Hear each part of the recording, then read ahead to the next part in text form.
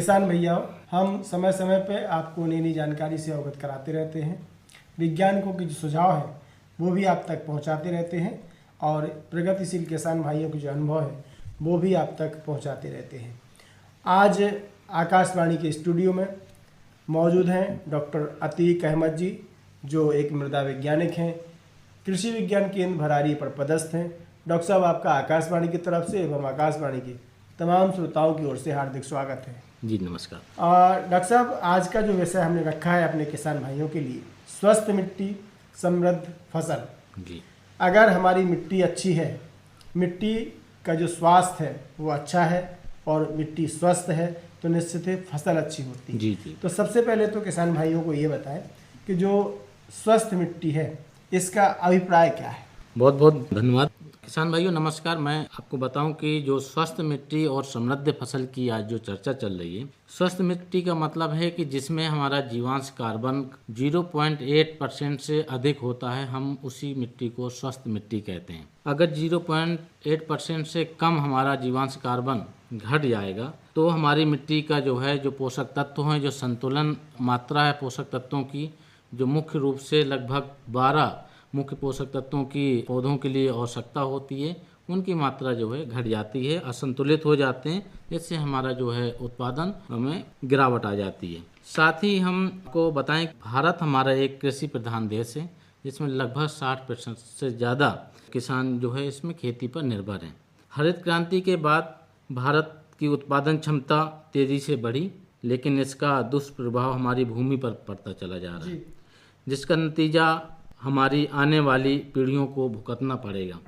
क्योंकि सच ये है कि किसानों ने खेतों में अंधाधुंध रासायनिक उर्वरकों एवं दवाइयों का प्रयोग किया, जिससे जो है मिट्टी में गहरा जो है हानिकारक प्रभाव पड़ रहा है और दिन प्रतिदिन जो है ज़मीन हमारी बंजर होती जा रही है।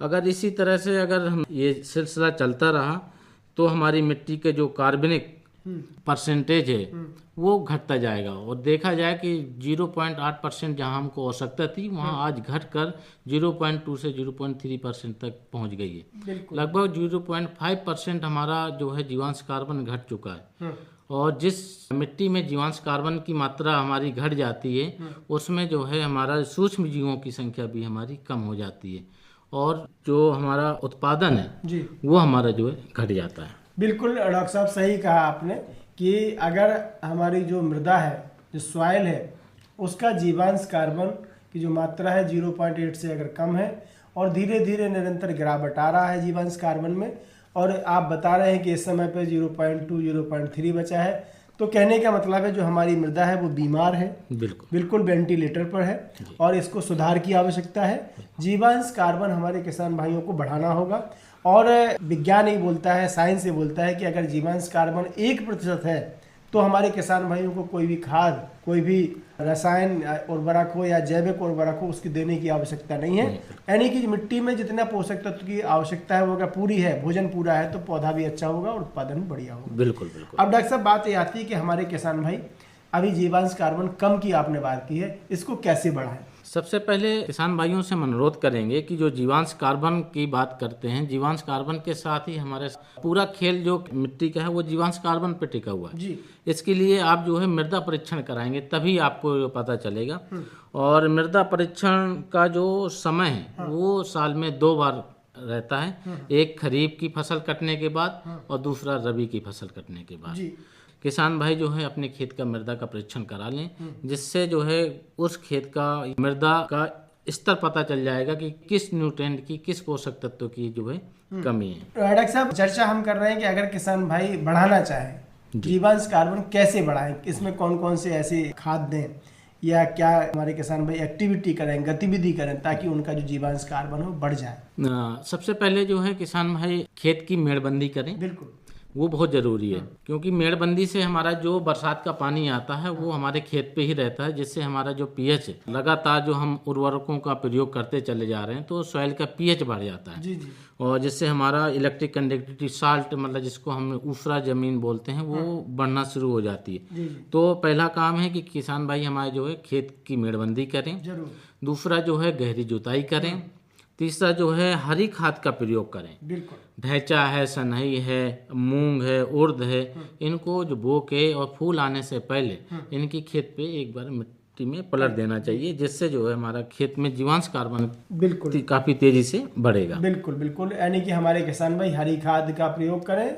इसके संग में जो सड़ी गोबर की खाद है, FIM है, ज़्यादातर अधिक से अधिक मात्रा में खेतों में डालें तो निश्चित ही जीवांश कार्बन बढ़ेगा, मिट्टी उनकी अच्छी होगी, और जब मिट्टी अच्छी होगी तो निश्चित ही फसल अच्छी होगी। डॉक्टर साहब, अब हम बात करते हैं कि हमारे किसान भाइयों को ये बताएं कि जो मृदा परीक्षण है वो क्यों आवश्यक है? बहुत अच्छा सवाल है आपका। मृदा परीक्षण, देखिए मृदा परीक्षण कराने से हमको ये पता चल जाता है कि हमारे मिट्टी में कौन से पोषक तत्व की कमी है। जी। जिस तरह से मनुष्य बीमार होता है तो वो डॉक्टर के पास जाता है और डॉक्टर सबसे पहले उसके जो है जांच के लिए लिखता है, जो जी। फिर उसको पता चलता है कि जो है उसको कौन सी बीमारी है। इसी तरह से हमारी मिट्टी में भी जो है बहुत सारी बीमारियां होती हैं, उनका अगर मृदा का परीक्षण करा लेते हैं तो एग्जैक्ट पता चल जाता है कि जो हमारे 12 मुख्य पोषक तत्व हैं, उन पोषक तत्वों में से किस पोषक तत्व की कमी है, उनकी जो है भरपाई हम जो है कुछ जैविक खादों से और कुछ रासायनिक खादों से जो है हम पूर्ति कर। बिल्कुल बिल्कुल, ये तो हो गया डॉक्टर साहब इसका परीक्षण क्यों आवश्यक है, इसके विषय में आपने बता दिया। अब बात आती है कि हमारे किसान भाई परीक्षण करने के लिए अगर मृदा नमूना लें तो कैसे लें? जी, मृदा नमूना लेने के पहले मैं आपको बताऊंगा कि कोई भी नमूना लेने से पहले उनकी सावधानियां बरतना बहुत जरूरी है। अगर आपने जितना बढ़िया सावधानी बरतेंगे उतना अच्छा मृदा नमूना होगा और उतनी बढ़िया जो है रिपोर्ट आएगी।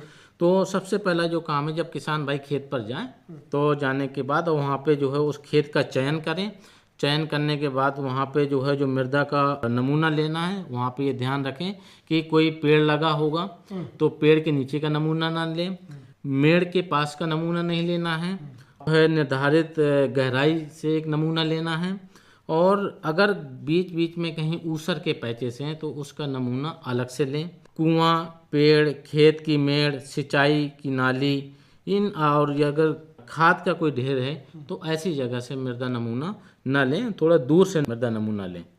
जिससे क्या है कि अगर आप पेड़ के नीचे से मृदा नमूना लेते हैं तो वहाँ के पेड़ों की पत्तियां लगातार जमीन में गिरती रहती हैं, वहाँ पे जीवांश कार्बन की मात्रा बढ़ेगी, तो एक जैसा समानता जो है कि रिपोर्ट अच्छी नहीं आएगी। रिपोर्ट अच्छी नहीं आएगी। जी बिल्कुल। अच्छा, नमूना कितनी गहराई से लें, कितनी गहराई से ना लें, कितनी उसमें हमारे किसान भाई जो गड्ढा खोदें कितनी कितनी दूरी पर खोदें, और एक खेत से कितनी जगह से नमूना लें? बिल्कुल, किसान भाइयों जब भी नमूना लें तो एक खेत का पहले हमको चयन करना है कि खेत हमारा समतल है कि ढालू है, ये हमको खुद ही देखना है। अगर खेत समतल है तो 8 से 10 जगह से हमको नमूने लेना है।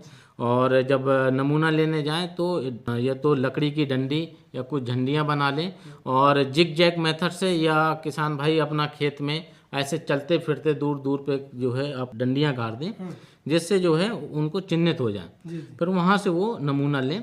नमूना लेने के लिए आपको खुरपी, फावड़ा या कुदाल की आवश्यकता पड़ेगी, एक ट्रे की आवश्यकता पड़ेगी, और आपको जो है एक पॉलीथीन की आवश्यकता पड़ेगी। ये सामग्री किसान भाई पहले से लेके जाएं। और जैसे आप खेत पे जाते हैं तो आप V आकार का पहले एक गड्ढा खोदें, उसके बीच की मिट्टी आप जो है निकाल के हटा दें। अच्छा। फिर इसके बाद 2 इंची जो है परत और लगभग 15 सेंटीमीटर गहराई तक 2 इंची की परत निकालें, और निकालने के बाद एक साफ आपके जो ट्रे है उस पर इकट्ठा करें। ऐसे 10-15 जगह से सेम यही प्रोसीजर अपना के किसान भाई जो है मिट्टी को इकट्ठा कर लें। इकट्ठा करने के बाद और एक चीज़ और ध्यान रखें कि जब भी नमूना लेने से पहले ऊपर की परत हटा दें, जिसमें कंकड़, पत्थर, घास फूस, ये भी पहले हटाने के बाद नमूना लेना शुरू करें। और जब पूरा नमूना ले लें तो उस मिट्टी को में जो भी कंकड़ पत्थर हैं उनको निकाल दें, और पूरी मिट्टी को एक साथ मिला के और एक साथ पॉलीथीन में उसको फैला के और उंगली की सहायता से उसको 4 भागों में बांट लें। अच्छा। 2 भाग सामने के जो है वो अपना एक निकाल दें मिट्टी के, 2 भाग बचेंगे उसको फिर से पुनः जो है मिट्टी को मिलाएं, और ये प्रोसेस तब तक करते रहें जब तक मिट्टी का वजन हमारा 500 ग्राम रह जाए। और 500 ग्राम मिट्टी होने के बाद फिर जो है मिट्टी को एक पॉलीथीन बैग में भर लें, और भरने के बाद जो है उसमें एक लेबल लगाएं, पर्ची डालें। उसमें अपना किसान का नाम, पिता का नाम, मोबाइल नंबर, आधार नंबर और जो महत्वपूर्ण चीज़ और है कि जो है किसान भाई जो अक्सर भूल जाते हैं करना, अपना कौन सी आगामी फसल लेना है। जी। कभी कभी होता क्या है कि उनको लेना होता है जो है गेहूं, और वो लिख देते हैं जो है सरसों का। जी। तो सरसों की रिकमेंडेशन जो है मृदा स्वास्थ्य कार्ड में बन जाती है और किसान के लिए वो बेकार हो जाता है। जी। तो जो भी फसल आगामी लेना है वो फसल के नाम खरीफ में, रबी में, जायद में लेना है तो उन फसलों का नाम जरूर उसमें लिखें, जिससे उसको संतुलित मात्रा जो है लिख जाए। जो बिल्कुल। अब डॉक्टर साहब बात ये आती है कि हमारे किसान भाइयों ने एक आदर्श नमूना बना लिया, जी, थैली में भर लिया और आपके सेंटर पे भिजवा दिया। जी। तो इसमें कितने प्रकार की जांच होती है, मुख्य पोषक तत्व की और इसके साथ में जो सूक्ष्म पोषक तत्व की, और फीस क्या है इसकी? जी जी। किसान भाइयों, जब मृदा नमूना लेने जाएं आप तो उसमें जो है पहले मैं बता दूं कि मृदा का नमूने की जांच आपकी कहाँ कहाँ पे होंगी। जी। पहला तो जो है आप कृषि विभाग है, अगर आप झांसी से हमारे किसान भाई सुन रहे हैं तो क्षेत्रीय मृदा परीक्षण प्रयोगशाला आपका इलायट चौराहे के पास है, आप यहाँ से जांच कराएं। कृषि विज्ञान केंद्र भरारी झांसी से मृदा परीक्षण की जांच कराएं। आप जो है विश्वविद्यालय, कृषि विश्वविद्यालय हैं, आप वहाँ से मृदा परीक्षण की जांच करा सकते हैं। और आपकी और भी सरकारी संस्थान हैं, वहाँ से भी मृदा परीक्षण की जांच होती है। और आपके जो एनजीओ या आपकी इफ़को है, एनएफएल है, ये लोग भी जो है मृदा परीक्षण की जांच करा देते हैं। जी। दूसरी बात जो आपने बताया कि जो है किन किन पोषक तत्वों की जांच होगी की, तो मैं आपको बताऊं कि लगभग 12 तत्वों की जांच होती है, जिसमें आपका पीएच है, ईसी है, इलेक्ट्रिक कंडक्टिविटी बोलते हैं, जीवांश कार्बन, उपलब्ध नाइट्रोजन, उपलब्ध फास्फोरस, उपलब्ध पोटास, उपलब्ध सल्फर, और सूक्ष्म पोषक तत्वों में आप आ गया आयरन, मैग्नीज, जिंक, कॉपर और बोरान। जी। इन 12 मुख्य पोषक तत्वों की जब आप जांच कराएंगे तो इसमें कृषि विभाग की तरफ से 102 रुपये आपको चार्ज लगेगा, जो कि बहुत बड़ा अमाउंट नहीं है। जी। बहुत कम पैसे में आपकी जो है जांच हो जाती है। बिल्कुल डॉक्टर साहब, ये तो जांच की बात होगी। अब बात ये आती है कि हमारे किसान भाइयों ने जांच करा ली, मृदा स्वास्थ्य कार्ड उनको मिल गया, तो आखिर मृदा स्वास्थ्य कार्ड जो है वो क्या है और इससे क्या लाभ हमारे किसान भाइयों को होगा? जी जी, देखिए बहुत अच्छी बात है कि मृदा स्वास्थ्य कार्ड जैसे हमारा एक आधार कार्ड बना हुआ है, हमारी आइडेंटिटी है, ऐसे ही जो है खेत का जो एक आइडेंटिटी कार्ड है, उसमें सब कुछ ये दर्शा दिया जाता है, लिख दिया जाता है कि आपके किस किस तत्व की कमी है। अगर आपके जीवांश कार्बन कम है तो नाइट्रोजन की कमी स्वाभाविक ही होगी। उपलब्ध फास्फोरस की कमी कितनी है, न्यूनतम है, मध्यम है कि हाई है, पोटास की आपकी कितनी कमी है कि हाई है, ये सब चीज़ें उसमें जो है उस कार्ड में मिलेगा। और इससे और एक फ़ायदा ये होगा मृदा स्वास्थ्य कार्ड से कि सही फसल का चुनाव होगा, उर्वरकों का संतुलित उपयोग आप कर सकते हैं, फसल की पैदावार में वृद्धि होगी और रासायनिक उर्वरकों के प्रयोग में आपकी कमी आएगी और पर्यावरण को भी नुकसान से बचाया जा सकता है। तो ये तो डॉक्टर साहब स्वास्थ्य कार्ड के लाभ हो गए, और आपने इतनी अच्छी जानकारी दी, विस्तार से हमारे किसान भाइयों को बताया मृदा स्वास्थ्य कार्ड के बारे में, मृदा की जांच कैसे कराएं, साथ ही साथ जो स्वस्थ मृदा है वो क्या है। चलते चलते और क्या किसान भाइयों को संदेश? मैं किसान भाइयों से जाते जाते मैं निवेदन करूंगा कि जो है किसान भाई, मेरे ही कुछ सवाल हैं जिनको आप समझें और उसको जो है आप खुद जानें कि जो है क्या ये सही है या गलत हम कर रहे हैं। इसमें पहला जो सवाल है, परंतु क्या आप जानते हैं कि आप विभिन्न फसलों को सही मात्रा में पोषक तत्व दे रहे हैं? दूसरा है, क्या आप संतुष्ट हैं कि ये मात्रा ना तो कम है ना ही अधिक है? तीसरा है, क्या आप जानते हैं कि फसलों का कम उत्पादन या पौधों की बढ़वार में रुकावट किस कारण से?